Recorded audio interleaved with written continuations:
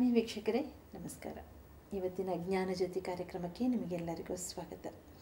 ವೀಕ್ಷಕರೇ, ಕಳೆದ ಸಂಚಿಕೆಯಲ್ಲಿ ಮಾತಿನ ಬಗ್ಗೆ ಹಲವಾರು ಮಾಹಿತಿಯನ್ನು ನಾವು ಮಾತನಾಡಿದ್ವಿ ಅಲ್ವಾ? ಆದರೆ ಮಾತನಾಡುವಾಗ ನಮ್ಮ ಭಾವನೆಗಳು ಸಹ ಅದರಲ್ಲಿ ಸಮ್ಮಿಳಿತಗೊಂಡಿದೆ ಅನ್ನೋದನ್ನು ನಮಗೆ ತಿಳಿದಿರೋ ವಿಚಾರನೆ. ಈ ಒಂದು ಭಾವನೆಗಳು ಏನು?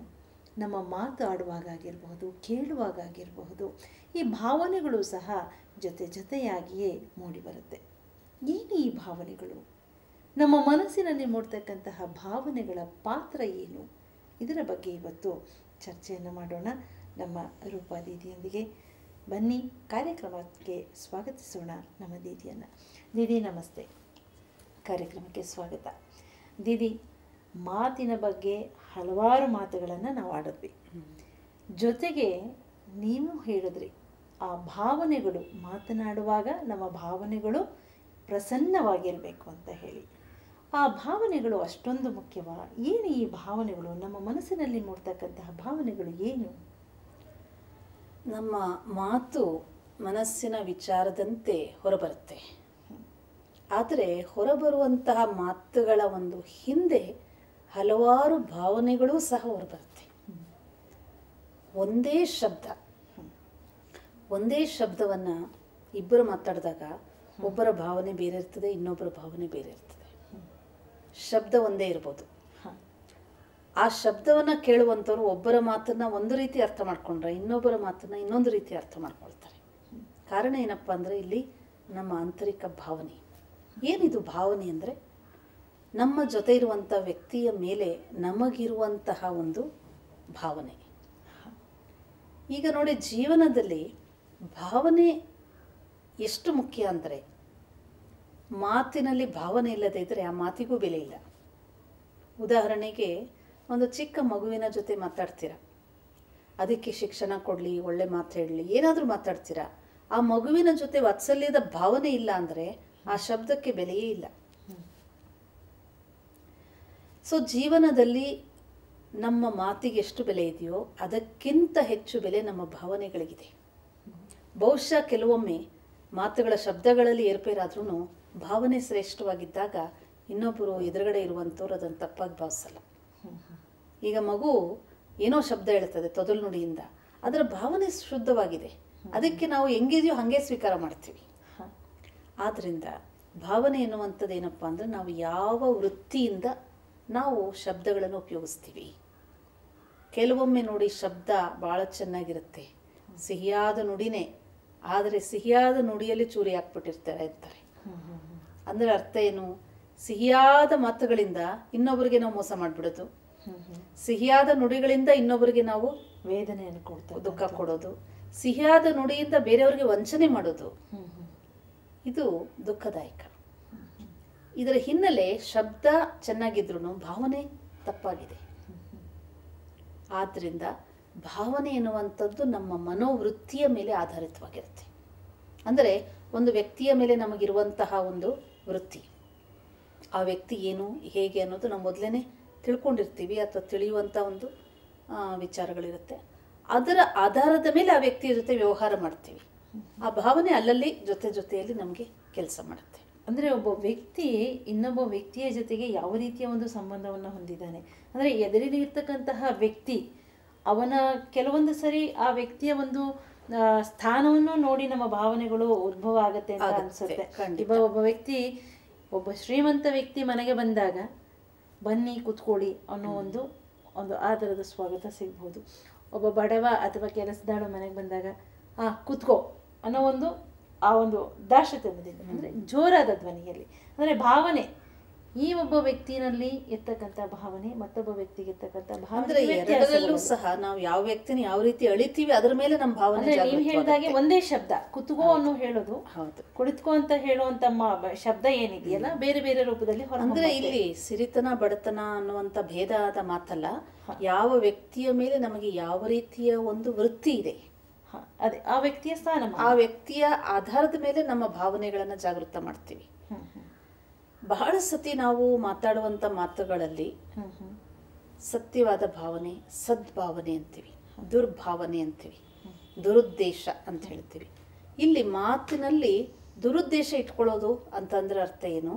ಹೊರಗಡೆ ನಾವು ಏನೇ ಮಾತಾಡ್ತಾ ಇದ್ರು ಸಹ ಆ ಭಾವನೆ ನಮ್ಮ ಮುಖದ ಮೇಲೆ ಕಾಣಿಸುತ್ತೆ.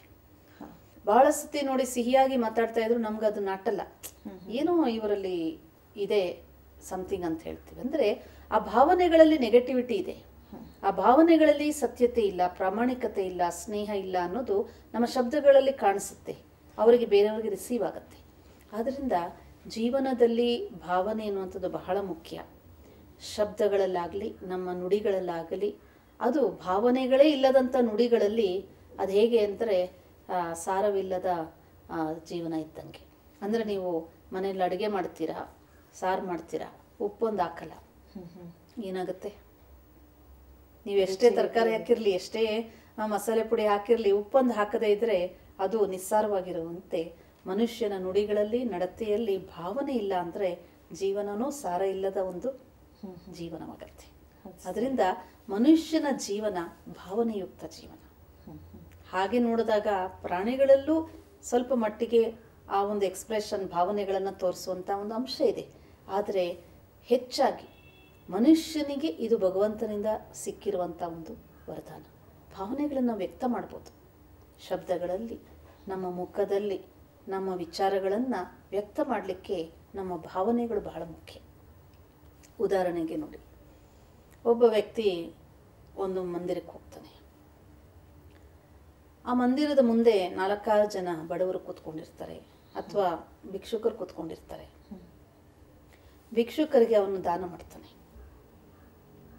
ಆದರೆ ಮನೋವೃತ್ತಿ ಏನು? ನಾನು ಧನಿಕ, ಇವನು ಬಡವ ಅಂತೇಳಿ ಅಲ್ವೇ? ಸೊ ಇಲ್ಲಿ ಭಾವನೆ ಏನಪ್ಪಾ ಅಂತಂದ್ರೆ ನಾನು ಸಿರಿವಂತ, ಇವರು ಬಡವ, ಇದು ಒಂದು ಭಾವನೆ. ಇನ್ನೊಬ್ಬ ವ್ಯಕ್ತಿ ಅದೇ ಭಿಕ್ಷುಕರಿಗೆ ದಾನ ಮಾಡ್ತಾನೆ. ಅವನು ದಾನವೇ ಮಾಡ್ತಾ ಇರೋದು. ಅವನೇನು ತಿಳ್ಕೊಳ್ತಾನೆ? ಭಗವಂತ ನನಗೆ ಇವರು ಸೇವೆ ಮಾಡಲಿಕ್ಕೆ ಇದೊಂದು ಅವಕಾಶ ಕೊಟ್ಟಿದ್ದಾರೆ, ಸೇವಾ ಭಾವನೆ. ಈ ಎರಡು ಭಾವನೆಗಳಲ್ಲಿ ಏನು ಅಂತರವಾಯಿತು? ಇಲ್ಲಿ ನಾನು ದೊಡ್ಡವನು, ಸಿರಿವಂತ, ಇವರು ಬಡವರು ಅನ್ನುವಂಥ ಭಾವನೆ ಬಂತು. ಇನ್ನೊಂದು ಕಡೆ ಇನ್ನೊಂದು ವ್ಯಕ್ತಿ ಅದೇ ಭಿಕ್ಷುಕರಿಗೆ ಅವನ ಹತ್ರ ಇರುವಂಥದ್ದನ್ನೇ ದಾನ ಮಾಡ್ತಿದ್ದಾನೆ. ಆದರೆ ಅವನ ಭಾವನೆ ಏನು? ಆಹಾ, ಈ ಭಿಕ್ಷುಕರು ನನ್ನಿಂದ ತಗೊಳ್ತಿದ್ದಾರಲ್ಲ, ನನ್ನ ಭಾವನೆ ಏನು? ನನಗೆ ಭಗವಂತ ಸೇವೆ ಮಾಡಲಿಕ್ಕೆ ಒಂದು ಅವಕಾಶ ಕೊಟ್ಟಿದ್ದಾನೆ. ಇನ್ನೂ ಒಂದು ಭಾವನೆಯನ್ನು ನಾವು ಅಲ್ಲಿ ವ್ಯಕ್ತವಾಗೋದನ್ನು ನೋಡಬಹುದು. ಇವರಿಗೆ ದಾನ ಮಾಡೋದ್ರಿಂದ ನನಗೆ ಪುಣ್ಯ ಲಭಿಸುತ್ತೆ. ಸ್ವಾರ್ಥ ಭಾವನೆ, ಅದಕ್ಕೆ ನಾವು ಸ್ವಾರ್ಥ ಭಾವನೆ ಅಂತೀವಿ. ಅರ್ಥ ಆಯ್ತಲ್ಲ? ಅಂದ್ರೆ ನಾನು ಇವಾಗ ಇವ್ರಿಗೆ ಸಹಾಯ ಮಾಡ್ತಿದ್ದೀನಿ ಅಂತಲ್ಲ, ಇವ್ರಿಗೆ ನಾನು ಕೊಡ್ತಾ ಇರೋದು ಏನಕ್ಕಪ್ಪ ಅಂದ್ರೆ ನನಗೆ ಪುಣ್ಯ ಸಿಗಲಿ. ಅಲ್ಲಿ ರಿಟರ್ನಿಂಗ್ ಫೀಲಿಂಗ್ಸ್, ರಿಟರ್ನ್ ತಗೊಳ್ಳುವಂತ ಭಾವನೆ. ನೋಡಿ, ಜೀವನದಲ್ಲಿ ಪ್ರತಿಯೊಂದು ಗಳಿಗೆಯಲ್ಲೂ ಸಹ, ಪ್ರತಿಯೊಂದು ಸಂಬಂಧದಲ್ಲೂ ಭಾವನೆನೇ ಕೆಲಸ ಮಾಡೋದು. ತಾಯಿ ಮಗುವಿನ ಜೊತೆಗೆ ವಾತ್ಸಲ್ಯದ ಭಾವನೆ ಇಟ್ಟಾಗ ಅವಳು ಎಷ್ಟು ಸಹನೆ ಮಾಡ್ತಾಳೆ ಅಲ್ವೇ? ಒಂದು ಶಿಕ್ಷಕಿ ತನ್ನ ಮಕ್ಕಳಿಗೆ ಓದಿಸಿ ಚೆನ್ನಾಗಿ ಪರಿಣಿತಿ ಮಾಡಬೇಕು ಅನ್ನುವಂಥ ಭಾವನೆಯಿಂದ ಓದಿಸಿದಾಗ ಆ ಮಕ್ಕಳು ಸ್ಪಂದಿಸ್ತಾರೆ. ಅಯ್ಯೋ ಓದಿಸ್ಬೇಕಲ್ಲ ಅಂತೇಳಿ ಪಾಠ ಮಾಡಿ ಡ್ಯೂಟಿ ಮಾಡಿ ಹೋಗ್ಬಿಟ್ಟಾಗ ಮಕ್ಕಳು ಅದಕ್ಕೆ ಸ್ಪಂದಿಸ್ತಾ ಇಲ್ಲ. ಇವತ್ತಿನ ಒಂದು ದಿನದಲ್ಲಿ ಇದು ಹೆಚ್ಚಾಗಿ ನಾವು ನೋಡ್ತಾ ಇದ್ದೀವಿ. ಎಲ್ಲರಿಗೂ ಡ್ಯೂಟಿ ಕಾನ್ಷಿಯಸ್ ಆಗಿದೆ, ಆದರೆ ಅದರಲ್ಲಿ ಒಂದು ಸೇವಾ ಭಾವನೆ, ಕರ್ತವ್ಯದ ಭಾವನೆ, ನಿಷ್ಠೆ, ಈ ಭಾವನೆಗಳು ಕಡಿಮೆ ಆಗ್ತಾ ಇದ್ದಂಗೆ ಮನುಷ್ಯನ ಜೀವನ ಏನಾಗ್ತಾ ಇದೆ? ಹೆಚ್ಚು ಹೆಚ್ಚಾಗಿ ಮೆಕ್ಯಾನಿಸಮ್, ಯಾಂತ್ರಿಕ ಜೀವನ ಆಗ್ತಾ ಇದೆ. ಅಂದ್ರೆ ಕರ್ತವ್ಯದ ಜೊತೆಗೆ ಭಾವನೆಗಳು ಅವಶ್ಯವಾಗಿ ಬೇಕು. ಇಲ್ಲ ಅಂದ್ರೆ ಮನುಷ್ಯನ ಜೀವನನೂ ಸಹ ಒಂದು ರೀತಿ ಜಡ ಜೀವನ ಆಗತ್ತೆ. ತಿನ್ನೋದು, ಮಲ್ಕೊಳ್ಳೋದು, ಎದ್ದೋಳೋದು. ಇವತ್ತು ಒಂದು ಕೆಲವು ದಿನಗಳ ಹಿಂದೆ ನನಗೆ ಒಬ್ಬರು ಕಪಲ್ ನನ್ನ ಹತ್ರ ಬಂದು ಮಾತಾಡಿದ್ರು. ಪತಿ ಪತ್ನಿ ಇಬ್ರು ಕೆಲಸ ಮಾಡ್ತಾರೆ. ಪತಿ ರಿಟೈರ್ಡ್ ಆಗಿಬಿಟ್ಟಿದ್ದಾನೆ. ಸೊ ಏನು ಮಾಡಬೇಕು ಗೊತ್ತಿಲ್ಲದೆ ಯಾವುದೋ ಒಂದು ಪ್ರಾಜೆಕ್ಟು ಅದು ಇದರಲ್ಲಿ ಸ್ವಲ್ಪ ಎಂಗೇಜ್ ಆದ್ರು. ಅದೇನಾಯಿತು, ಆ ಒಂದು ಗುಂಪಿನ ಜನ ಇವರು ಫ್ರೀ ಆಗಿದ್ದಾರಲ್ಲ ಅಂತ ಅವ್ರನ್ನ ಎಕ್ಸ್ಪ್ಲಾಯ್ಟ್ ಮಾಡಲಿಕ್ಕೆ ಟ್ರೈ ಮಾಡಿದ್ರು. ರಾತ್ರಿ ಹಗಲು ಫೋನ್ ಮಾಡೋದು, ಕರೆಯೋದು, ಹಾಗೆ ಮಾಡೋದು. ಏನೋ ಒಂದು ಒಳ್ಳೆ ಕೆಲಸನೇ ಇಟ್ಕೊಳ್ಳಿ. ಇದನ್ನು ನೋಡಿ ಪತ್ನಿ ಭಾಳಷ್ಟು ಸತಿ ಅಲ್ಲಿಂದ ಬಿಟ್ಟು ಬಂದ್ಬಿಡಿ, ಬೇಡ ಅದು ಕ್ಲೋಸ್ ಮಾಡಿ, ಸಮಯ ಯಾಕೆ ವೇಸ್ಟ್ ಮಾಡ್ತೀರಾ ಅಂತ ಹೇಳಿದ್ರೆ ಪಾಪ ಕಮಿಟ್ ಆಗಿಬಿಟ್ಟಿದ್ದಾರೆ, ಬರಲಿಕ್ಕಾಗಿಲ್ಲ. ಇಲ್ಲಿ ಪತ್ನಿ ಹೇಳಿ ಹೇಳಿ ಸಾಕಾಗಿ ಕೊನೆಗೆ ಮಾತು ನಿಲ್ಲಿಸ್ಬಿಟ್ಲು. ಏನು ಅಡುಗೆ ಮಾಡೋದು, ಟೇಬಲ್ ಮೇಲೆ ಇಡೋದು, ಆಫೀಸ್ಗೆ ಹೋಗೋದು, ಯಾಕೆ ಇಬ್ಬರು ಕೆಲಸ ಮಾಡ್ತಾರೆ. ಕೊನೆಗೆ ಇಬ್ಬರು ನನ್ನ ಹತ್ರ ಬಂದರು. ಬಂದು ನನಗೇನು ಕಂಪ್ಲೇಂಟ್ ಹೇಳಿದ್ರಂದರೆ, ಎಲ್ಲ ಕೆಲಸ ಮಾಡ್ತಾಳೆ ಸಿಸ್ಟರ್, ಆದರೆ ಮಿಷಿನ್ ಮಾಡ್ದಂಗೆ ಮಾಡ್ತಾಳೆ. ಅಡುಗೆ ಮಾಡಿಕೊಡ್ತಾಳೆ, ಟೀ ಮಾಡಿಕೊಡ್ತಾಳೆ, ಬಟ್ಟೆಗಳು ಹೋಗೋದು ಕೊಡ್ತಾಳೆ, ಐರನ್ ಮಾಡಿಕೊಡ್ತಾಳೆ, ಆದರೆ ಎಲ್ಲ ಮಿಷಿನ್ ಥರ. ಅರ್ಥ ಏನಿಲ್ಲಿ? ಕೆಲಸ ಎಲ್ಲ ಮಾಡ್ತಾ ಇದ್ದಾರಲ್ಲ, ಭಾವನೆಗಳಿಲ್ಲ. ಅಂದರೆ ಅಲ್ಲಿ ಭಾವನೆ ಇಲ್ಲ. ಮೈಂಡಲ್ಲಿ, ಮನಸ್ಸಿನಲ್ಲಿ ಭಾವನೆ ಒಂದು ಪ್ರತ್ಯಕ್ಷತೆಯ ಒಂದು ಭಾವನೆ ಅಂದ್ರೇನು? ಆ ಕರ್ಮದಲ್ಲಿ ಪ್ರೀತಿ, ಕರ್ಮದಲ್ಲಿ ಸ್ನೇಹ, ಕರ್ಮದಲ್ಲಿ ಸೇವಾ ಭಾವನೆ, ಕರ್ಮದಲ್ಲಿ ಗೌರವ ಭಾವನೆ ಇಲ್ಲದೆ ಇದ್ದಾಗ ನೋಡಿ, ಮನುಷ್ಯ ಎಲ್ಲ ಕರ್ಮ ಮಾಡಿದ್ರು ಅವನಿಗೆ ಇಷ್ಟ ಆಗಲ್ಲ. ಅಂದರೆ ಜೀವನದಲ್ಲಿ ಪ್ರತಿದಿನ ಈಗ ಭಾವನೆಗಳು ಒಡೆದೋದಾಗ ಮನುಷ್ಯನ ಸಂಬಂಧಗಳು ಅಲ್ಲೇ ಒಡೆಯುತ್ತೆ. ಭಾವನೆಗಳು ಸಮ್ಮಿಲಿತವಾದಾಗ ಮನುಷ್ಯ ಎಂಥ ಸಂಸ್ಕಾರದವನಾದ್ರೂ ಪರವಾಗಿಲ್ಲ ನಡ್ರಿ, ಅಡ್ಜಸ್ಟ್ ಮಾಡ್ಕೊಂಡು ನಡೆಯೋಣ, ಆ ಒಂದು ಸಹನೆ, ಆ ಒಂದು ಅಳವಡಿಸ್ಕುವಂಥ ಒಂದು ಶಕ್ತಿ ಅವನಲ್ಲಿ ಬರುತ್ತೆ. ಅಂದರೆ ಮನುಷ್ಯನ ಜೀವನದಲ್ಲಿ ಮಾತು ಮಾತ್ರ ಮುಖ್ಯವಲ್ಲ, ಆದರೆ ಭಾವನೆಗಳು ಅಷ್ಟೇ ಪ್ರಾಮುಖ್ಯತೆ. ನಾವು ಮಾಡುವಂಥ ಕೆಲಸದ ಜೊತೆಗೆ ನಮ್ಮ ಮನಸ್ಸನ್ನು ಅಲ್ಲಿ ಕೊಟ್ಟು ಮಾಡ್ತೀವಿ. ಇವಾಗ ಉದಾಹರಣೆಗೆ ನಿಮ್ಮ ಮನೆಗೆ ಯಾರೋ ಗೆಸ್ಟ್ ಬರ್ತಾರೆ ಅಂದ್ಕೊಳ್ಳಿ, ನೀವು ಅವ್ರ ಬಗ್ಗೆ ಭಾಳಷ್ಟು ನಕಾರಾತ್ಮಕವಾದ ಒಂದು ಸಮಾಚಾರವನ್ನು ಕೇಳಿರ್ತೀರ. ಇವ್ರು ಯಾಕೆ ತಾನೇ ನಮ್ಮ ಮನೆಗೆ ಬಂದಿದ್ದಾರಪ್ಪ, ಭಾವನೆ ಚೇಂಜ್ ಆಯಿತು. ಮನೆಗೆ ಬಂದಿದ್ದಾರೆ, ನೀವು ಊಟನೂ ಬಡಿಸ್ಬೇಕು, ನೀರು ಕೊಡಬೇಕು, ಕಾಫಿನೂ ಕೊಡಲೇಬೇಕು. ಆವಾಗ ಏನು ಮಾಡ್ತೀರಾ? ಊಟನೂ ಕೊಡ್ತೀರಾ, ಕಾಫಿನೂ ಕೊಡ್ತೀರಾ, ತಿಂಡಿನೂ ಕೊಡ್ತೀರಾ, ಆದರೆ ಅಲ್ಲಿ ಏನಿರಲ್ಲ? ಭಾವನೆ ಇಲ್ಲ. ಎಂಥ ಭಾವನೆ ಇಲ್ಲ? ಗೌರವದ ಭಾವನೆ ಇಲ್ಲ, ಸ್ನೇಹದ ಭಾವನೆ ಇಲ್ಲ, ಸತ್ಕಾರದ ಭಾವನೆ ಇಲ್ಲ. ನೋಡಿ, ಈ ಭಾವನೆಗಳಿಗೆ ಎಷ್ಟು ಹೆಸರುಗಳಿದೆ. ನೀವು ಸ್ನೇಹದ ಭಾವನೆಗೆ ತೋರ್ಪಡಿಸಿಲ್ಲ ಅಂತಂದರೆ ಅವರು ಊಟ ಮಾಡೋರು, ಅಯ್ಯೋ ಯಾಕೆ ತಾನೇ ಬಂದು ಇವ್ರ ಮನೆಗೆ, ಹೆಂಗೂ ಬಂದಿದ್ದೀವಿ, ಊಟ ಮಾಡ್ಕೊಂಡು ಹೋಗ್ಬಿಡೋಣ ಅಷ್ಟೇ. ಅವರಲ್ಲೂ ಅಂಥ ಭಾವನೆನೇ ಜಾಗೃತವಾಗುತ್ತೆ. ಸೊ ಅದರಿಂದ ಸ್ನೇಹದ ಭಾವನೆ ಮನುಷ್ಯನಲ್ಲಿ, ಸ್ನೇಹದ ಭಾವನೆ, ಗೌರವದ ಭಾವನೆನೇ ಜಾಗೃತವಾಗಿಲ್ಲ ಅಂದರೆ ಮನುಷ್ಯ ಏನು ಮಾಡಿದ್ರು ನಿಷ್ಪ್ರಯೋಜನ. ಇವತ್ತು ಇಡೀ ಜಗತ್ತಲ್ಲಿ ಸಂಬಂಧಗಳು ಹೇಗೆ ಏರ್ಪಡುತ್ತೆ ಅಂದರೆ ಭಾವನೆ ಆಧಾರದ ಮೇಲೆ. ಆ ಭಾವನೆಗಳಲ್ಲಿ ಯಾವಾಗ ಏನಾದರೂ ಮಲಿನತೆ, ಸ್ವಾರ್ಥತೆ, ಸ್ವಾರ್ಥ ಭಾವ ಅಂತೀವಿ. ಇವತ್ತು ನೋಡಿ, ಪತಿ ಪತ್ನಿಯರು ಅರ್ಧಾಂಗಿನಿ ಅಂತ ತಿಳ್ಕೊಳ್ತಾರೆ, ಆದರೆ ಯಾವುದ್ರಲ್ಲಿ ಅರ್ಧಾಂಗಿನಿ? ಮದುವೆ ಮಾಡ್ಕೊಂಡಿದ್ದ ತಕ್ಷಣ 1-2 ವರ್ಷದಲ್ಲೇ ಸಂಬಂಧಗಳು ಒಡಕಾಗುತ್ತೆ. ಯಾಕೆ? ಸ್ವಾರ್ಥ ಹೆಚ್ಚಾಯ್ತು, ಅಪೇಕ್ಷೆಯ ಭಾವನೆ ಹೆಚ್ಚಾಗುತ್ತೆ. ಇಲ್ಲಿ ನಕಾರಾತ್ಮಕ ಭಾವನೆಗಳು ಹೆಚ್ಚಾದಾಗ ಸಂಬಂಧಗಳಲ್ಲಿ ಬಿಡುತ್ತೆ. ಅದೇ ಹಿಂದಿನ ಕಾಲದಲ್ಲಿ ಭಾವನೆ ಶ್ರೇಷ್ಠವಾಗಿತ್ತು, ಅದನ್ನು ಪ್ರೊಟೆಕ್ಟ್ ಮಾಡ್ಕೊಂಡು ಹೋಗ್ತಾ ಇದ್ರು. ಆಗ ಜೀವನ ಉದ್ದಕ್ಕೂ ಕಷ್ಟ ನಷ್ಟಗಳು ಬಂದರು, ರೋಗ ರುಜಿನಗಳು ಬಂದರು, ಸಮಸ್ಯೆಗಳು, ಸುಖ ದುಃಖ ಬಂದ್ರೂ ಸಹ ಜೊತೆ ಜೊತೆಯಲ್ಲಿ ಹಂಚ್ಕೊಳ್ಳುವಂತಹ ಒಂದು ಶಕ್ತಿ ಇರ್ತಾ ಇತ್ತು. ಹಾಗಾಗಿ ಮಾತಿನ ಜೊತೆ ಭಾವನೆ ಹೇಗೆ ಪ್ರಖ್ಯಾತವಾಗುತ್ತೆ, ಪ್ರತ್ಯಕ್ಷವಾಗಿ ನಾವು ಅದನ್ನು ವ್ಯಕ್ತ ಮಾಡ್ತೀವಿ ಅಂತಂದರೆ, ಮನಸ್ಸಲ್ಲಿರುವಂಥ ಭಾವನೆ ನಮ್ಮ ಶಬ್ದಗಳಲ್ಲಿ, ನಮ್ಮ ಮುಖದಲ್ಲಿ ಅದು ವ್ಯಕ್ತವಾಗುತ್ತೆ. ಆದ್ದರಿಂದ ನಾವೊಬ್ಬರಿಗೆ ಮಾತಾಡಿ ಹೇಳುವಂಥ ಸಮಯದಲ್ಲಿ ನಮ್ಮ ದೃಷ್ಟಿ, ನಮ್ಮ ಮಸ್ತಕ, ನಮ್ಮ ಟೋನ್ ಆಫ್ ಟಾಕಿಂಗ್, ಅದು ಭಾವನೆಗಳನ್ನು ವ್ಯಕ್ತ ಮಾಡುತ್ತೆ. ದಿದಿ, ನೀವೀಗ ಹೇಳಿದ್ರಿ ಮನಸ್ಸಿನಲ್ಲಿರ್ತಕ್ಕಂತಹ ಭಾವನೆ ವ್ಯಕ್ತವಾಗುತ್ತೆ ಅಂದರೆ ಈ ಮನಸ್ಸಿಗೂ ಮತ್ತು ಭಾವನೆಗೂ ನೇರವಾದ ಸಂಬಂಧವಿದೆಯಾ? ಹೌದು. ಹೇಗೆ ಮನಸ್ಸಿನಲ್ಲಿ ಚಿಂತನೆ ಸ್ಟಾರ್ಟ್ ಆಗುತ್ತೆ. ಈ ಮನಸ್ಸು ನಮ್ಮ ಆತ್ಮ ಎನ್ನುವಂಥ ಚೈತನ್ಯ ಶಕ್ತಿಯ ಒಂದು ಶಕ್ತಿ. ಈ ಮನಸ್ಸಿನಲ್ಲಿ ವಿಚಾರಗಳು ಜಾಗೃತವಾಗುವಂಥದ್ದು ಸಹ ನಮ್ಮ ಆತ್ಮರೂಪಿ ಚೇತನದಲ್ಲಿರುವಂತಹ ಒಂದು ಸುಪ್ತವಾದ ಸ್ಮೃತಿಗಳ ಆಧಾರದ ಮೇಲೆ ಜಾಗೃತವಾಗುತ್ತೆ. ಆ ಸ್ಮೃತಿಗಳ ಆಧಾರದ ಮೇಲೆ ಭಾವನೆಗಳು ಜಾಗೃತವಾಗುತ್ತೆ. ಹೇಗೆ ಅಂದರೆ, ಈಗ ತಿಳ್ಕೊಳ್ಳಿ, ನಿಮಗೆ ಸಮಯಕ್ಕೆ ಯಾರೋ ಸಹಯೋಗ ಕೊಟ್ಟಿರ್ತಾರೆ. ಅವರು ನಿಮ್ಮ ಸಂಬಂಧಿಗಳಲ್ಲದೇ ಇರ್ಬೋದು, ಅವರು ಪರಿಚಯ ವ್ಯಕ್ತಿಗಳಿರ್ಬೋದು, ನೇಬರ್ಸ್ ಇರ್ಬೋದು. ಆ ಸಮಯಕ್ಕೆ ಸಹಯೋಗ ಕೊಟ್ಟಂತಹ ಸ್ಮೃತಿ ಎಲ್ಲಿವರೆಗೂ ನೀವು ಇಟ್ಕೊಂಡಿರ್ತೀರ, ಅಲ್ಲಿವರೆಗೂ ಅವ್ರ ಮೇಲೆ ಭಾವನೆ ಶ್ರೇಷ್ಠವಾಗಿರುತ್ತೆ. ಅವರು ಮಾಡಿದಂಥ ಉಪಕಾರವನ್ನು ಯಾವತ್ತು ಮರಿತೀರಾ, ಅವರ ಮೇಲೆ ಭಾವನೆನೂ ಜಾಗೃತವಾಗಲ್ಲ. ಹಾಗೆ ಈ ಒಂದು ಮನಸ್ಸಿನಲ್ಲಿ ಚಿಂತನೆ, ವಿಚಾರಗಳು ಏನು ಉತ್ಪನ್ನ ಆಗುತ್ತೆ, ಯಾರ ಬಗ್ಗೆನೋ, ಅದಕ್ಕೆ ಹಿಂದೆ ಭಾವನೆಗಳು ಯಾತಕ್ಕೆ ಉತ್ಪನ್ನ ಆಗುತ್ತೆ, ಜಾಗೃತವಾಗುತ್ತೆ ಅಂದರೆ ಅವರ ಬಗ್ಗೆ ನಮಗಿರುವಂಥ ಸ್ಮೃತಿಗಳು. ಇವಾಗ ಮೀನಕ್ಕ ನೀವು ಬಹಳ ಸಮಯದಿಂದ ಆದಮೇಲೆ ಸಿಕ್ಕಿದ್ದೀರಾ ಅಂದ್ರೂ ಆ ಒಂದು ಫ್ರೆಶ್ನೆಸ್ ಇದೆಯಲ್ಲ ಸಂಬಂಧದಲ್ಲಿ, ಅಷ್ಟೇ ಖುಷಿಯಾಗಿ ನಾವು ಯಾಕೆ ಭೇಟಿ ಮಾಡ್ತೀವಿ ಅಂದರೆ ಆ ಒಂದು ಭಾವನೆಗಳು ಸದಾ ಜಾಗೃತವಾಗಿದೆ, ಹಸಿರಾಗಿದೆ ಅಂತ. ಭಾವನೆಗಳು ಸತ್ತೋಯ್ತು ಅಂದರೆ ಅಲ್ಲಿ ನಮ್ಮ ಸ್ಮೃತಿಗಳು ಅವ್ರ ಬಗ್ಗೆ ಇರುವಂತಹ ಒಂದು ಪಾಸಿಟಿವ್ ಫೀಲಿಂಗ್ಸ್, ಸ್ಮೃತಿಗಳ ಮೆಮೊರೀಸ್ ಏನಿದೆ ಅದೂ ಅಲ್ಲಿ ಯಾಂತ್ರಿಕವಾದ ಒಂದು ಭೇಟಿ ಆಗುತ್ತೆ ಅಷ್ಟಕ್ಕೆ. ಅದಕ್ಕೆ ಮನುಷ್ಯನ ಜೀವನದಲ್ಲಿ ಭಾವನೆಗಳಿಗೆ ಅಷ್ಟೊಂದು ಬೆಲೆ ಇದೆ. ಇವಾಗ ನೋಡಿ, ಕೆಲವೊಂದು ಸತಿ ಭಾವನೆಗಳನ್ನು ನಾವು ಸಂತುಲನವಾಗಿ ಇಟ್ಕೊಳ್ಬೇಕಾಗತ್ತೆ. ಇವಾಗ ಕೆಲವರು ಭಾವೋದ್ರೇಕ ಆಗ್ಬಿಟ್ರು ಅಂತಾರಲ್ಲ, ಅದಕ್ಕೆ ಏನು ಮಾಡ್ತಾರೆ, ಓವರ್ ಎಮೋಷನಲ್ ಅಂತೀವಿ. ಎಮೋಷನ್ಸೇ ಇಲ್ಲ ಅಂದ್ರೂ ಕಷ್ಟನೇ. ಭಾವನೆಗಳಲ್ಲೇ ಇಲ್ಲ ಅಂತಂದ್ರೆ ನಾವು ಯಾರ ಜೊತೆ ಯಾವ ರೀತಿ ವ್ಯವಹಾರ ಮಾಡ್ಬೇಕು ಅನ್ನೋದೇ ಗೊತ್ತಾಗಲ್ಲ. ಈಗ ದೊಡ್ಡವ್ರ ಹತ್ರ ಗುರು ಹಿರಿಯರ ಭಾವನೆ ಇಲ್ಲ ಅಂದ್ರೆ ನಮ್ಮಲ್ಲಿ ನಮ್ರತೆಯೇ ಬರಲ್ಲ. ಚಿಕ್ಕ ಮಕ್ಕಳ ಜೊತೆ ಪ್ರೀತಿಯ ಭಾವನೆ ಇಲ್ಲ ಅಂದ್ರೆ ನಮ್ಗೆ ಅವರ ಜೊತೆ ವಾತ್ಸಲ್ಯದ ಭಾವನೆನೇ ಇರೋದಿಲ್ಲ. ಅದಕ್ಕೆ ಯಾವ ಸಮಯದಲ್ಲಿ ಎಷ್ಟು ಭಾವನೆಗಳನ್ನ ನಾವು ಕ್ಯಾರಿ ಮಾಡಬೇಕು. ಎಲ್ಲಿ ಭಾವನೆ ಕೆಟ್ಟು ಹೋಗುತ್ತೆ ಅವಾಗ ಆ ವ್ಯಕ್ತಿಯಲ್ಲಿರುವಂತ ಎಲ್ಲ ಕೆಟ್ಟದನ್ನ ನಾವು ಜಾಗೃತ ಮಾಡ್ಕೊಂಡ್ಬಿಡ್ತೀವಿ.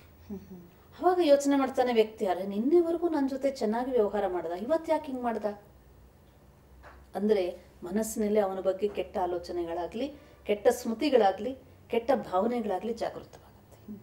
ಈ ವಿಷಯದಲ್ಲಿ ದೀದಿ ನನಗೆ ಇನ್ನೊಂದು ಸಂಶಯ ಅಂದರೆ, ಕೆಲವೊಂದು ಸರಿ ನಮಗೆ ಕೆಲವೊಬ್ಬ ವ್ಯಕ್ತಿ ಹತ್ರ ನಮಗೆ ಒಳ್ಳೆಯ ಒಂದು ಭಾವನೆ ಇರುತ್ತೆ. ಆ ವ್ಯಕ್ತಿಗೆ ಬೇರೆ ಯಾರದೋ ಮೂಲಕ ನಮ್ಮ ಬಗ್ಗೆ ಒಂದು ಕೆಟ್ಟ ಭಾವನೆ ಬಂದಿರಬಹುದು. ಹಾಗೆ ಬಂದಾಗ ಅವರು ನಮ್ಮ ಜೊತೆಗೆ ವರ್ತಿಸೋ ರೀತಿನಲ್ಲಿ ವ್ಯತ್ಯಾಸವನ್ನು ನಾವು ಕಾಣ್ತೇವೆ. ನಮಗೆ ಗೊತ್ತಾಗ್ತಾ ಇರ್ತದೆ, ಹೌದು ಅವರಿಗೆ ನಮ್ಮ ಮೇಲೆ ಒಂದು ಕೆಟ್ಟ ಭಾವನೆ ಬಂದಿದೆ, ಯಾಕೆಂದ್ರೆ ನನ್ನದಲ್ಲಿ ಏನು ತಪ್ಪಿಲ್ಲ, ಅವರಿಗೆ ನಮ್ಮ ಮೇಲೆ ಕೆಟ್ಟ ಭಾವನೆ ಬಂದಿದೆ ಅಂತ ಆದಾಗ ಮನಸ್ಸಿಗೆ ವ್ಯಥೆನೂ ಆಗುತ್ತೆ. ಈ ಒಂದು ಸಂದರ್ಭದಲ್ಲಿ ನಾವೇನ್ ಮಾಡಬೇಕು, ಅವರ ಜೊತೆಗೆ ನಾವು ಯಾವ ರೀತಿಯಾಗಿ ವ್ಯವಹರಿಸಬೇಕು ಅಂತ ಹೇಳಿ. ಈಗ ಕೇಳಿದ್ದ ಮಾತುಗಳ ಮೇಲೆ ಅವರು ಬಿಲೀಫ್ ಮಾಡಿ ಅಶುಭ ಭಾವನೆಯನ್ನ ಅವರಲ್ಲಿ ಜಾಗೃತ ಮಾಡ್ಕೊಂಡಿದ್ದಾರೆ, ನಿಜನೇ. ಆ ಭಾವನೆಗಳನ್ನ ತಕ್ಷಣ ನಾವು ಅಳಿಸ್ಲಿಕ್ಕೆ ಹೋದರೆ ಬಹುಶಃ ಆಗದೇ ಇರಬಹುದು. ಆದರೆ ನಮ್ಮ ಮೇಲೆ ನಮಗೆ ಸತ್ಯ ಭಾವನೆ ಇದೆ. ನಾವು ಕರ್ಮಗಳ ಮೇಲೆ, ನಮ್ಮ ಒಂದು ನಡತೆ ಮೇಲೆ ನಮಗೆ ಭಾವನೆ ಶ್ರೇಷ್ಠವಾಗಿದೆ. ನಮ್ಮನ್ನು ನಾವು ಎಷ್ಟು ಸ್ಪಷ್ಟವಾಗಿ ಅರ್ಥಕೊಳ್ತೀವೋ ಅಷ್ಟು ಬೇರೆಯವರು ನಮ್ಮನ್ನು ಅರ್ಥ ಮಾಡ್ಕೊಳ್ಳಿಕ್ಕೆ ಸಾಧ್ಯ ಇಲ್ಲ. ಇಲ್ಲಿ ನಾವು ಏನು ಅರ್ಥ ಮಾಡ್ಕೋಬೇಕಂದ್ರೆ, ಯಾರು ಎಂತಹ ಒಂದು ಚಶ್ಮಾ ಹಾಕೊಂಡಿರ್ತಾರೆ, ಕನ್ನಡಕ ಯಾವ ಬಣ್ಣದ್ದು ಅಂಥದ್ದೇ ಲೋಕ ಕಾಣುತ್ತೆ ಅಲ್ವೇ. ಬಹುಶಃ ಈಗ ನನ್ನ ಮುಂದೆ ಬಂದವರು ಕೆಂಪಾಗಿರುವಂತಹ ಒಂದು ಕನ್ನಡಕ ಹಾಕೊಂಡಿದ್ದಾರೆ, ಅದಕ್ಕೆ ಕೆಂಪು ಕಾಣ್ತಾ ಇದೆ ಎಲ್ಲ ಲೋಕ. ದೀದಿ, ನಮ್ಮ ಈ ಭಾವನೆಗಳಿಗೂ ಭಾವಕ್ಕೂ ಏನು ವ್ಯತ್ಯಾಸ? ಭಾವ ಎನ್ನುವಂಥದ್ದು ನಾವು ನಮ್ಮ ಭಾವನೆಯನ್ನು ವ್ಯಕ್ತ ಮಾಡಿಸುವಂಥ ರೀತಿ. ಹಲವು ಬಾರಿ ನಾವು ಮಾಡುವಂಥ ಕರ್ಮ ಒಂದಿರುತ್ತೆ, ಒಳಗಡೆನ ಒಂದು ಭಾವನೆಯನ್ನು ವ್ಯಕ್ತ ಮಾಡುವಂಥ ಭಾವ ಬೇರೆ ಇರ್ತದೆ. ಸೊ ಬಹಳಷ್ಟು ಸತಿ ಕೆಲವರು ನಮ್ಮ ಬಾಹ್ಯ ಒಂದು ರೂಪವನ್ನು ನೋಡ್ತಾರೆ, ಆದರೆ ಆಂತರಿಕ ಭಾವನೆ ನಮ್ಮದು ಭಿನ್ನವಾಗಿದ್ದಾಗ ಏನಾಗುತ್ತೆ ಅಂದರೆ ಅದನ್ನು ಸ್ವೀಕಾರ ಮಾಡುವಂತಹ ಒಂದು ಅಭಿಪ್ರಾಯಗಳು ಬೇರೆ ಇರ್ತದೆ. ಉದಾಹರಣೆಗೆ ನಾವು ಅಡುಗೆ ಮಾಡ್ತೀವಿ, ನಮ್ಮ ಭಾವನೆ ಯಾವ ರೀತಿ ಇರ್ತದೋ ಅದರಂತೆ ನಾವು ಮಾಡುವಂಥ ಕರ್ಮದ ಮೇಲೆ ಪ್ರಭಾವ ಬೀರುತ್ತೆ. ಅಂದರೆ ಪ್ರತಿಯೊಂದು ಕೆಲಸ ಮಾಡುವಾಗಲೂ ನಮ್ಮ ಭಾವನೆ ಅದರ ಮೇಲೆ ಪ್ರಭಾವ ಬೀರುತ್ತೆ ಅಂತೀರಾ? ಖಂಡಿತ. ಏಕೆಂದರೆ ಮನುಷ್ಯನಿಗೆ ಭಾವನೆ ಎನ್ನುವಂಥದ್ದು ಒಂದು ಫೀಲಿಂಗ್ಸ್. ಆ ಫೀಲಿಂಗ್ಸ್ ಅನುಸಾರವಾಗಿ ಅವನು ಮಾಡುವಂಥ ಕರ್ಮಗಳ ಮೇಲೆ ಆಟೋಮೆಟಿಕ್ ಆಗಿ ಭಾವನೆಯ ಒಂದು ಪ್ರಭಾವ ಬೀರುತ್ತೆ. ಈಗ ತಾಯಿ ಅಡುಗೆ ಮಾಡ್ತಾಳೆ ಮಕ್ಕಳಿಗೆ, ಅದೇ ಕೆಲಸದವಳು ಅಡುಗೆ ಮಾಡ್ತಾಳೆ, ಏನು ವ್ಯತ್ಯಾಸ? ಈಗ ನೀವು ಊಟ ಮಾಡಬೇಕಾದ್ರೆ ತಾಯಿ ಮಾಡುವಂಥ ಅಡುಗೆ ಒಂದು ರುಚಿ ಬೇರೆ ಅಂತೀರಾ, ಮತ್ತೆ ಕೆಲಸದವಳು ಮಾಡುವಂಥ ಅಡುಗೆ ರುಚಿ ಬೇರೆ ಅಂತೀರಾ. ಅದೇ ಈಗ ಅಡುಗೆಯನ್ನು ಮಂದಿರದಲ್ಲಿ ಮಾಡ್ತಾರೆ, ಮಂದಿರದಲ್ಲಿ ಅದೇ ಅಡುಗೆನ ಮಾಡಿದಾಗ ಅದಕ್ಕೆ ಏನಂತ ಹೆಸರು ಕೊಡ್ತೀವಿ? ಪ್ರಸಾದ ಅಂದ್ಬಿಟ್ರಿ. ಏನಲ್ಲಿ ಅಂತರ ಅಂದರೆ ಇಲ್ಲಿ ತಾಯಿ ವಾತ್ಸಲ್ಯದಿಂದ ಮಕ್ಕಳಿಗೆ ನನ್ನ ಮಕ್ಕಳಿಗೆ ಆರೋಗ್ಯವಂತ ಊಟ, ವಾತ್ಸಲ್ಯ ಒಳಗಡೆ ಭಾವನೆಯನ್ನು ಜಾಗೃತ ಮಾಡುತ್ತಲ್ಲ, ಆ ಭಾವನೆಯ ಒಂದು ತರಂಗಗಳು ನಾವು ಮಾಡುವಂತಹ ಒಂದು ಕೆಲಸದ ಮೇಲೆ ಪ್ರಭಾವ ಬೀರುತ್ತೆ. ಈಗ ಉದಾಹರಣೆಗೆ ಇದು ಒಂದು ಅಡುಗೆದು ಉದಾಹರಣೆ ತಗೊಂಡ್ವಿ. ಹಾಗೆ ತಿಳ್ಕೊಳ್ಳಿ, ಒಂದು ತಂದೆ ತಾಯಿ ಮಕ್ಕಳಿಗೆ ಪಾಠ ಹೇಳ್ಕೊಡ್ತಾರೆ. ಗುರುಗಳು ಪಾಠ ಹೇಳ್ಕೊಡ್ತಾರೆ. ಈಗ ಪಾಠ ಹೇಳ್ಕೊಡ್ಬೇಕಾದ್ರೆ ತಂದೆ ಮಕ್ಕಳಿಂದ ಏನೊಂದು ಎಕ್ಸ್ಪೆಕ್ಟ್ ಮಾಡಲ್ಲ. ಅದೇ ಮಕ್ಕಳು ಟ್ಯೂಷನ್ಗೆ ಹೋಗ್ತಾರಲ್ಲ, ಅಲ್ಲಿ ಭಲೆ ಟೀಚರ್ ಅದೆಷ್ಟೇ ಚೆನ್ನಾಗಿ ಪಾಠ ಹೇಳ್ಕೊಟ್ರು ಸಹ ಅಲ್ಲಿ ಆಂತರಿಕವಾಗಿ ಎಕ್ಸ್ಪೆಕ್ಟೇಷನ್ ಏನಿರುತ್ತೆ ಅದು ಎಲ್ಲರಿಗೂ ಗೊತ್ತಿರುತ್ತೆ. ಸೊ ದೇರ್ ಈಸ್ ಡಿಫ್ರೆನ್ಸ್ ಅಂತಂದರೆ ಅಲ್ಲಿ ಭಾವನೆಗಳ ಡಿಫ್ರೆನ್ಸು ನಮ್ಮ ಕರ್ಮದ ಮೇಲೆ ಆಟೋಮೆಟಿಕ್ಕಾಗಿ ಪ್ರಭಾವ ಬೀರುತ್ತೆ. ಇನ್ನೊಂದು ಉದಾಹರಣೆ ನಾವು ತಗೊಳ್ಬೇಕು ಅಂದರೆ, ಈಗ ಇಬ್ಬರು ಸ್ನೇಹಿತರು ಇರ್ತಾರೆ. ಒಬ್ಬ ಸ್ನೇಹಿತ ಇನ್ನೊಂದು ಸ್ನೇಹಿತನಿಗೆ ಒಂದು ಬಹುಮಾನ ಕೊಡ್ತಾನೆ. ಅದೇ ಒಂದು ವಸ್ತುವನ್ನು ನಾವು ಅಂಗಡಿಯಿಂದ ಕೊಂಡ್ಕೊಳ್ತೀವಿ. ಎರಡೂ ವಸ್ತುಗಳು ಒಂದೇ ಇದೆ ಅಂತ ತಿಳ್ಕೊಳ್ಳಿ, ಅದರಲ್ಲಿ ಏನು ವ್ಯತ್ಯಾಸ? ಅಂಗಡಿಯವನು ಅದೇ ವಸ್ತುವನ್ನು ಕೊಟ್ಟ, ಒಂದು ಸ್ನೇಹಿತನು ಅದೇ ವಸ್ತುವನ್ನು ಕೊಟ್ಟ. ಆ ಎರಡನ್ನು ನಾವು ಮನೇಲಿ ಇಟ್ಕೊಂಡಾಗ ಆ ವಸ್ತುವನ್ನು ನೋಡಿದಾಗ ಏನು ಭಾವನೆ ಬರುತ್ತೆ, ಈ ವಸ್ತುವನ್ನು ನೋಡಿದಾಗ ಏನು ಭಾವನೆ ಬರುತ್ತೆ? ಇದು ದುಡ್ಡು ಕೊಟ್ಟು ತಗೊಂಡಿದ್ದು ಅಂತ ಅದರಲ್ಲಿ ಏನು ಭಾವನೆನೇ ಬರಲ್ಲ. ಅದೇ ವಸ್ತು ಒಂದು ಸಣ್ಣ ಪೆನ್ನೆ ಅನ್ಕೊಳ್ಳಿ, ಎರಡು ಒಂದೇ ಥರ ಇರುವಂಥದ್ದು ನಾನು ದುಡ್ಡು ಕೊಟ್ಟು ಅಂಗಡಿಯಿಂದ ತೊಗೊಂಡು ಬಂದೆ. ಇನ್ನೊಂದು ವಸ್ತುವನ್ನು ನನ್ನ ಅದೇ ಥರ ಪೆನ್ನನ್ನು ನನ್ನ ಸ್ನೇಹಿತ ನನಗೆ ಕೊಟ್ಟ ಅಂದ್ಕೊಳ್ಳಿ. ಇದನ್ನು ನೋಡಿದಾಗ ನನ್ನ ಮನಸ್ಸಿನಲ್ಲಿ ಏನಾಗುತ್ತೆ? ಆ ಸ್ನೇಹಿತನ ಮೇಲೆ ಪ್ರೀತಿ ಹೋಗುತ್ತೆ. ಆ ಪ್ರೀತಿಯ ಭಾವನೆ ಜಾಗೃತವಾಗುತ್ತೆ. ಯಾಕೆಂದರೆ ಆ ವಸ್ತು ಅವನು ಕೊಡಬೇಕಾದ್ರೆ ಅಲ್ಲಿ ಏನು ತುಂಬಿತ್ತು? ಪ್ರೀತಿಯ ಭಾವನೆ ತುಂಬಿತ್ತು. ಅದೇ ಈ ಒಂದು ಸೇಮ್ ಪೆನ್ನನ್ನು ನಾನು ಅಂಗಡಿಯಿಂದ ಕೊಂಡ್ಕೊಳ್ಬೇಕಾದ್ರೆ ಅವನಿಗೇನು ಭಾವನೆ ಇಲ್ಲ. ನೀನು ದುಡ್ಡು ಕೊಟ್ಟೆಯಪ್ಪ, ನಿನಗೆ ವಸ್ತು ಕೊಟ್ಟೆ, ವ್ಯಾಪಾರ, ಅಲ್ಲಿ ವ್ಯಾಪಾರದ ಭಾವನೆ. ಸೊ ಇಲ್ಲಿ ಮನುಷ್ಯನ ಜೀವನದಲ್ಲಿ ಬಹಳಷ್ಟು ನಾವು ಈ ಭಾವನೆಗಳಿಗೆ ಎಷ್ಟು ಬೆಲೆ ಕೊಡ್ತೀವೋ ಅಷ್ಟು ನಮ್ಮಲ್ಲಿ ಶ್ರೇಷ್ಠತೆಯನ್ನು ತುಂಬಿಕೊಳ್ಳಿಕ್ಕೆ ಸಾಧ್ಯ. ಬಹಳ ಸತಿ ನಮಗೆ ಈ ಭಾವನೆಯ ಬೆಲೆ ಗೊತ್ತಿಲ್ಲದೆ ಇರಬೇಕಾದ್ರೆ ಮಾಡುವಂಥ ಕೆಲಸಗಳನ್ನು ಸಾಧಾರಣ ಭಾವನೆಯಿಂದ ಮಾಡಿಬಿಡ್ತೀವಿ. ಆ ಭಾವನೆಗಳು ಶ್ರೇಷ್ಠವಾಗಿದೆ, ಅದರ ಪ್ರಭಾವ ಬೀರುತ್ತೆ ಅಂತ ಗೊತ್ತಿದ್ದಾಗ ನಾವು ಪ್ರತಿ ಕರ್ಮವನ್ನು ಅಂತಹ ಒಂದು ಶ್ರೇಷ್ಠ ಭಾವನೆಯಿಂದ ಮಾಡ್ತೀವಿ. ಇದು ಇನ್ನೊಂದು ಒಳ್ಳೆಯ ಉದಾಹರಣೆಯಿಂದ ಅರ್ಥ ಮಾಡ್ಕೊಳ್ಳೋಣ. ಒಬ್ಬ ಹಳ್ಳಿ ಹುಡುಗ ಪ್ರತಿನಿತ್ಯ ಕುರಿ ಮೇಯ್ಸಕ್ಕೆ ಹೋಗ್ತಾನೆ. ಆ ಕುರಿ ಮೇಯಿಸ್ಬೇಕಾದ್ರೆ ಅವನಿಗೆ ಬೇಜಾರಾಗತ್ತಲ್ಲ, ಅದಕ್ಕೆ ಏನು ಮಾಡ್ತಾ ಇದ್ದ, ಒಂದು ಕೊಳಲು ಇಟ್ಕೊಂಡು ಸುಮ್ಮನೆ ಅದರ ಜೊತೆಗೆ ನಾದವನ್ನು ಪ್ರಯತ್ನ ಮಾಡ್ತಾ ಇದ್ದ. ಅಭ್ಯಾಸ ಮಾಡ್ತಾ ಮಾಡ್ತಾ ಮಾಡ್ತಾ ಅವನ ಕೊಳಲು ಊದೋದು ಒಂಥರ ಚೆನ್ನಾಗಿ ಬಂದ್ಬಿಡ್ತು. ಆ ಒಂದು ಖುಷಿಯಿಂದ ಅವನಿಗೆ ಪ್ರತಿನಿತ್ಯ ಕೊಳಲು ಊದುವಂಥ ಅಭ್ಯಾಸ ಆಗ್ಬಿಟ್ಟ ಮೇಲೆ ಆ ಕೊಳಲಿನ ನಾದ ಕೇಳ್ತಾ ಕೇಳ್ತಾ ಅವನ ಮನಸ್ಸಲ್ಲಿ ತುಂಬ ಉಲ್ಲಾಸದ ಭಾವನೆ, ಖುಷಿಯ ಭಾವನೆ ಜಾಗೃತ ಆಗ್ತಾ ಇತ್ತು.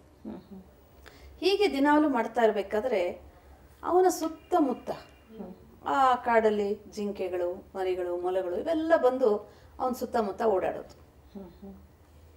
ಒಂದು ದಿವಸ ಏನಾಗೋಯ್ತು ಅಂತಂದರೆ, ಆ ಕುರಿಗಳನ್ನೆಲ್ಲ ಕರ್ಕೊಂಡು ಹೋಗ್ಬೇಕಾದ್ರೆ ಒಂದು ಕುರಿ ಮಿಸ್ ಆಗೋಯ್ತು. ಬೇರೆ ಪ್ರಾಣಿ ತಿಂತೋ ಅಥವಾ ಎಲ್ಲೋ ಹೊಟ್ಟೋಯ್ತು, ಹೇಗೋ ಒಂದಾಯಿತು. ಅದನ್ನು ನೋಡಿದಾಗ ಅವನ ಮಾಲೀಕ ಅವನಿಗೆ ಚೆನ್ನಾಗಿ ಹೊಡಿತಾನೆ, ಬೈತಾನೆ. ಮಾರನೇ ದಿನ ಸ್ವಲ್ಪ ಬೇಸರ ಆಗುತ್ತೆ. ಅದೇ ಕುರಿಗಳನ್ನು ಮತ್ತೆ ಮೇಯ್ಸಕ್ಕೆ ಕರ್ಕೊಂಡು ಹೋಗ್ತಾನೆ. ಆದರೆ ಅವನ ಮನಸ್ಸಲ್ಲಿ ಏನಿದೆ, ಈಗ ಒಂದು ಮಾಲೀಕ ಬೇಜಾರು ಮಾಡಿಸೋದ್ನಲ್ಲ, ಅದಕ್ಕೆ ಸ್ವಲ್ಪ ದುಃಖ. ಆ ಕೊಳಲನ್ನ ಊದ್ಲಿಕ್ಕೆ ಅವನಿಗೆ ಮನಸ್ಸಿಲ್ಲ. ಆಗ ನೋಡಿ, ದುಃಖದಿಂದ ಸುಮ್ಮನೆ ಕೂತಾಗ ಆ ಜಿಂಕೆಗಳು, ಆ ಮೊಲಗಳು ಪ್ರತಿದಿನ ಬರೋನಲ್ಲ, ಅವನ್ನ ನೋಡಿ ಅವತ್ತಿನ ದಿವಸ ಅವು ಯಾವ ಬರಲೇ ಇಲ್ಲ. ದೂರ ದೂರದಲ್ಲಿದೆ, ಆದರೆ ಅವನ ಹತ್ರ ಬರಲೇ ಇಲ್ಲ. ಯಾಕೆ ಅಂದರೆ ಅವನ ಉಲ್ಲಾಸ, ಖುಷಿಯ ಭಾವನೆಯ ತರಂಗಗಳು ಅವತ್ತು ಅವನ್ನ ಸ್ಪಂದಿಸಿಲ್ಲ. ಹೀಗೆ ಮನುಷ್ಯನ ಭಾವನೆಗಳು ಎಷ್ಟು ಪಾಸಿಟಿವ್ ಆಗಿರುತ್ತೆ, ಅದು ಪರಿಸರದ ಮೇಲೆ, ಪ್ರಾಣಿಗಳ ಮೇಲೂ ಪ್ರಭಾವಿಸುತ್ತೆ. ಹೀಗೆ ಅವನು ಸದಾ ಖುಷಿಯಾಗಿ ಆಡಬೇಕಾದ್ರೆ ಅವೆಲ್ಲ ಹತ್ರ ಬಂದು ಡಾನ್ಸ್ ಮಾಡೋದು, ಖುಷಿಯಾಗಿ ಓಡಾಡೋದು, ಆ ರೀತಿ ಮಾಡ್ತವೆ. ಅಂದರೆ ಇದು ನಮ್ಮ ಜೀವನದಲ್ಲಿ ನಾವು ಎಷ್ಟೇ ನಕಾರಾತ್ಮಕ ಸಂಘರ್ಷದ ಪರಿಸ್ಥಿತಿಗಳಿದ್ರೂ ಮನುಷ್ಯನ ಪ್ರಯತ್ನ ಏನಿರಬೇಕಂದ್ರೆ ನನ್ನ ಭಾವನೆಗಳನ್ನು ಸದಾ ಪಾಸಿಟಿವ್ ಆಗಿ ಇಟ್ಕೊಳ್ಬೇಕು, ಸಕಾರಾತ್ಮಕವಾಗಿ ಇಟ್ಕೋಬೇಕು. ಇದು ಪ್ರಯತ್ನ ಮಾಡಬೇಕು. ದೀದಿ, ಎಷ್ಟೋ ಸಾರಿ ನಮಗೆ ಅನುಭವಕ್ಕೆ ಬಂದಿರ್ಬೋದು, ಇದು ಪ್ರತಿಯೊಬ್ಬರ ಅನುಭವಕ್ಕೆ ಬಂದಿರತಕ್ಕಂಥದ್ದೇ. ಮನಸ್ಸಿನಲ್ಲಿ ಒಂದು ಭಾವನೆ ಇರುತ್ತೆ, ಆದರೆ ಜನಗಳ ಮಧ್ಯೆ ನಾವು ಇನ್ನೊಂದು ಭಾವನೆಯನ್ನು ಪ್ರಕಟಿಸಬೇಕಾದಂಥ ಸಂದರ್ಭ ಬರುತ್ತೆ. ಎಷ್ಟೋ ಸಾರಿ ನಮಗೆ ಒಳಗಡೆ ಸಂತೋಷವಿದ್ರೂ ಹೊರಗಡೆ ಅದನ್ನು ಪ್ರಕಟ ಮಾಡುವಂತಹ ಸಾಧ್ಯತೆ ಇರೋದಿಲ್ಲ.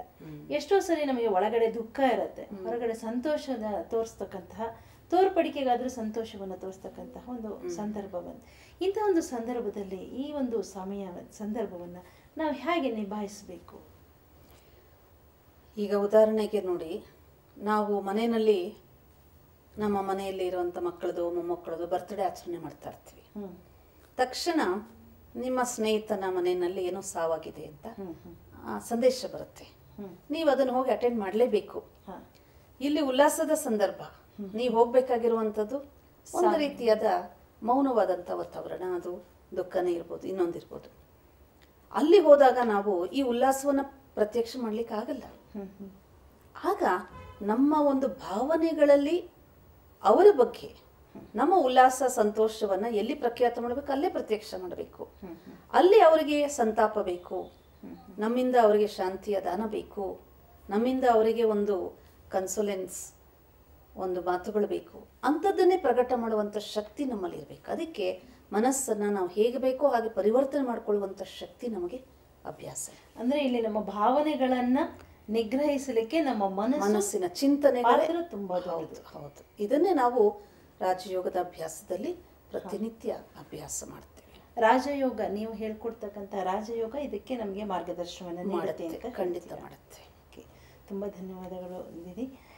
ವೀಕ್ಷಕರೇ, ಕೇಳಿದ್ರಲ್ಲ, ಭಾವನೆಗಳು, ನಮ್ಮ ಮನಸ್ಸಿನಲ್ಲಿ ಮೂಡ್ತಕ್ಕಂತಹ ಭಾವನೆಗಳಿಗೆ ಮನಸ್ಸು ಎಷ್ಟೊಂದು ಪ್ರಬಲವಾದ ಕಾರಣ ಅನ್ನೋದನ್ನು, ಹಾಗೆಯೇ ಯಾವತ್ತೂ ಒಳ್ಳೆಯ ಭಾವನೆಗಳಿಂದಲೇ ನಾವು ವ್ಯವಹರಿಸೋಣ. ಪ್ರತಿದಿನ ಸಹ ನಾವು ಪ್ರತಿಯೊಬ್ಬರಲ್ಲೂ ಒಳ್ಳೆ ಭಾವನೆಯಿಂದ ಅವರನ್ನು ನೋಡುವುದಾಗಿರ್ಬೋದು, ಅವರ ಜೊತೆಗೆ ವ್ಯವಹರಿಸೋದನ್ನು ಮಾಡೋದ್ರಿಂದ ನಾವು ಸುತ್ತಮುತ್ತಲಿನ ಪರಿಸರವನ್ನು ಕೂಡ ಒಳ್ಳೆ ಭಾವನೆಯಿಂದಲೇ ನಾವು ಇಟ್ಕೊಳ್ಳಿಕ್ಕೆ ಸಾಧ್ಯ ಇದೆ. ಇಲ್ಲಿಗೆ ಇಂದಿನ ಈ ಸಂಚಿಕೆಯನ್ನು ಮುಕ್ತಾಯ ಮಾಡ್ತಾ ಇದ್ದೇವೆ. ಮುಂದಿನ ಸಂಚಿಕೆಯಲ್ಲಿ ಭೇಟಿಯಾಗೋಣ.